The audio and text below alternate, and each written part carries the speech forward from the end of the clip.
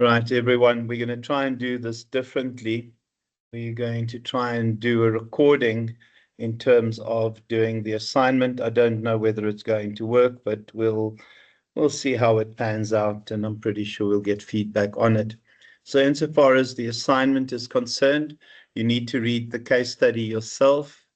I'm not doing that for you. Now, remember, key in terms of all of this is blending the theory with the application. So, and I know, sorry guys in class, that I'm talking to the recording, but you have to blend theory and application. So my back is going to be towards you for the next couple of minutes. So in terms of the first bit, yeah, read the case study. I'm not worried about that. That's up to you to do that. In terms of explaining the management process, 15 marks, it's quite a lot for that. Guys, you'll see that there's a new set of updated slides that I've given. So please use this, blend those with my slides that I initially uploaded. These are a little bit more colorful. These come from a colleague that I gave my BMNG6321 slides to. So in terms of the management process, yeah, I'm not sure why it's called PLOC there. It should be POLC, but that's not the end of the world. So it's planning, organizing, leading, and controlling. In terms of the slides, so for the first question, you are looking at Learning Unit 2. You can also look at my slides, and I know somebody in class will find us where they are in the original set of slides that I've given you, and you can blend those. So Learning Unit 2 in these slides, and this is slide 10. So the outline is planning, organizing, leading, and controlling, but the discussion is there. So when you discuss question 1, please talk about planning and the idea of setting goals being the endpoints, and then creating plans that will take you to those endpoints.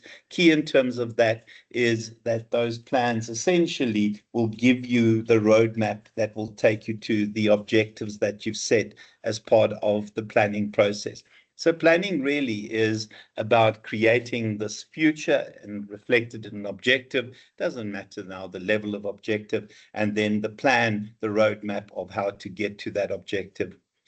Organizing is about making sure that we create the vehicle to travel that road. So organizing has to do with creating a structure, populating a structure, making sure that the right people are in the right place at the right time.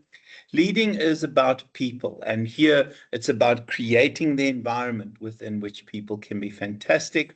And then controlling is making sure that your plans unfold as intended. So in terms of our plans, we'll set objectives and we'll create the plan that will take us to our objectives.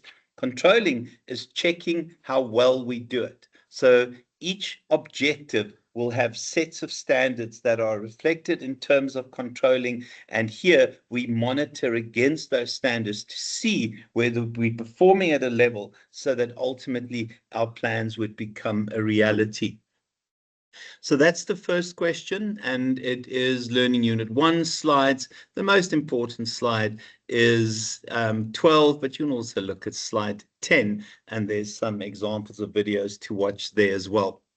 The second question is the idea of this person as an authentic leader. In terms of authentic leadership, guys, so our default, again, we'll use the newest slides, and we'll go to leading.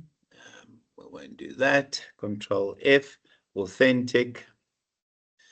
In terms of authentic leadership, guys, so authentic leaders are those individuals there.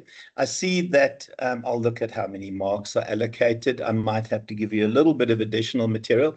But in terms of authentic leadership, the rule is what you see is what you get. These are people whose values and behaviors align with each other. These are people who do not wear masks. These are individuals who are honest and have integrity. It's the kind of person that you know what to expect from this person. There's a real consistency in terms of that. And it's a person that's honest about themselves. They know themselves well in terms of what their strengths are, what their weaknesses are. I will give you a little bit of extra slides on this on the group, because I've got stuff from my honors that I'll share with you guys just to give you the extra bit of writing. So there's not a hell of a lot in here, but you can look in the textbook, but my additional slides with the reference for those slides will be sufficient. I just want to see how many. Okay, yeah, it's 15 marks. I will make sure that I give you additional slides on this one. Please remind me on that. So the third one there, guys, different roles that managers would have to take on. So in terms of what we're doing, we're going to Learning Unit 1. And again, remember my own version of these slides and use those as well. Control F, and we'll go for look. Come on.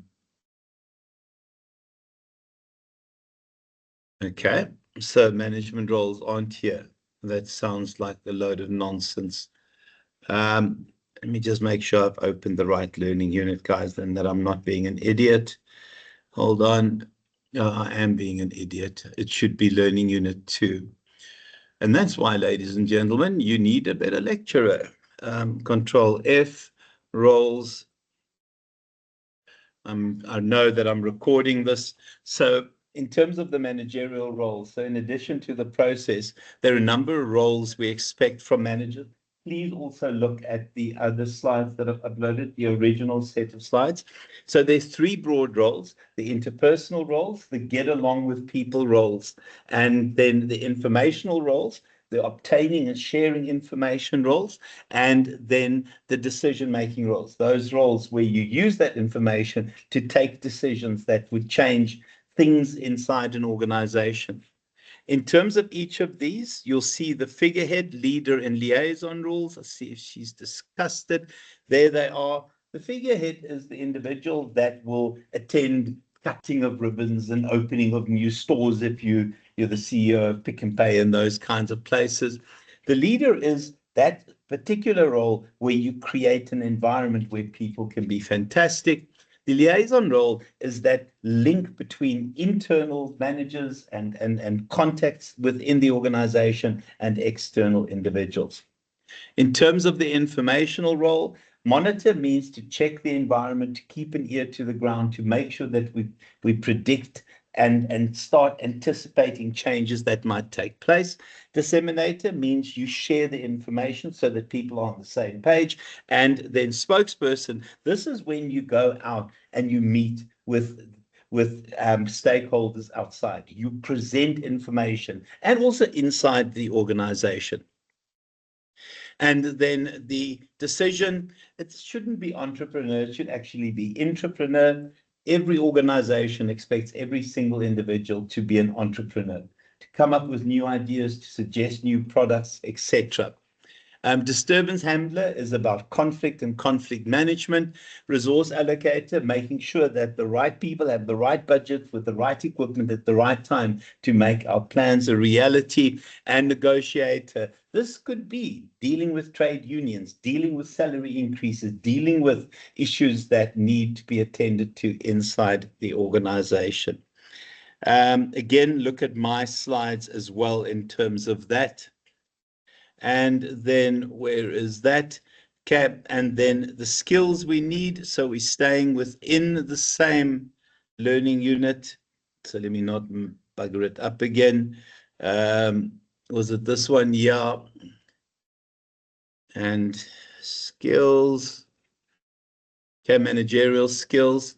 Yeah, you would have seen this last year with whoever your lecturer was. There are 3 broad skills that you require. Technical skills are those that relate to getting the job done. So technical skills for a brain surgeon is cutting someone's head open and performing brain surgery. Technical skills for a motor mechanic is taking out an engine and replacing the gearbox. I don't know whether I'm not a technical person. Technical skills for a lecturer is something that means you stand in front of the class and you actually teach. I don't have that either, clearly. Okay, team building, and you can see some of the details under the technical skills. The team building is really about getting people to work together in the organization. Organizations are team-based. When we look at wonderful teams in South Africa, our rugby team is an a wonderful example of what teamwork can do. And our cricket team is getting there. We won't talk about the others. And then, guys, drive is the ability to create the kind of excitement and emotion where people want to make a difference. And it's your own drive, it's your own enthusiasm, it's your own excitement to want to add real value. I don't know why I'm punching my hand. It's impressive, clearly. This is being recorded. You guys know. Somebody's going to listen to this on YouTube and go, "Who is this person, and why is he allowed to lecture innocent students?" That is also 15 marks there, guys. And then conduct an analysis of the remote environment. Finally, I can go to Learning Unit 1. Yeah. Now remember the remote environment, and we've discussed this already. Did I open the right one? Yes, I did. My apologies. Let me try and find where it is. Yeah, we spoke about this, guys. So internal environment, I'm not too worried about that right now. I suppose I should just do a search for it. So yeah, the macro is the external environment. So they look at it slightly different, where in terms of this textbook, the remote environment is really the pestle environment. Sorry, can I just search and stop looking as if I'm clueless, which is the truth? Okay, so the remote environment. So you can see there, it is what would be the pestle factors. Guys, I will share a slide for you about pestle factors.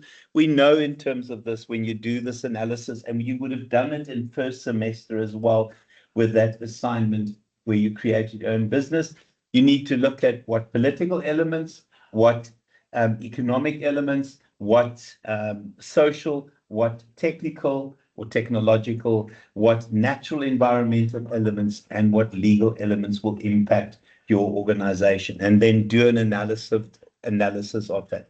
When we go through these details, we look at it in terms of the assignment as well. So you're looking at Learning Unit 1, and you look from slide 3 onwards. Please also look at my slides. I've got a lot of information on that, okay? So we're looking at slide 3, and then, sorry, to do this, I'm just going to have to glide down here. Okay, guys, please do me a favor, use my slides and the pestle from my slides for this one. And then in terms of the next one, so here we are looking at the job characteristics model. In terms of the job characteristics model, we have to look at workforce motivation. Also, again, look at my set of slides. I've got really good detail in terms of that. Control F, and then character. I know how to spell characteristics. It just doesn't look like it. Okay, and there's the job characteristics model. Okay, so the idea is that the job characteristics model, and it is a wonderful model, suggests that to create a job that motivates, you need certain standards. In terms of those standards, you need to give skills variety. It's almost that idea of allowing people to showcase their talents, to showcase a range of skills. Task identity is where somebody does a job in its entirety. So if we look at, and I don't know whether it's still the case, but when they used to build Volvos, a team would start with a Volvo and move with the entire Volvo. So they build the entire vehicle themselves. That this is different from the traditional production line where you used to put this and then someone puts the wheels on and the engine in. It is where you do the job in its entirety. It is significant. Mercedes-Benz has the wonderful, and in particular those people that work on the AMG Mercedes, that they put a signature of the person who assembled the engine on the engine itself. It's almost saying to us, saying to the person, you are important enough to put your signature on this particular engine. It is a wonderful, wonderful example to show people how important they are to the organization. Autonomy means we put them in charge of their own lives at work, and they get feedback. And that feedback comes from customers, comes from quality assurance, comes from anyone as part of these processes that will essentially attempt to motivate. Okay. If you do all of that well, you get those three elements: some sort of sense of meaningfulness, some sort of sense of I'm responsible to make a difference in the organization, and also you know how well you've done and what you need to do to improve. And that is the assignment, guys. I'm not going to say questions because we'll talk about it during class as well, but it gives us an idea.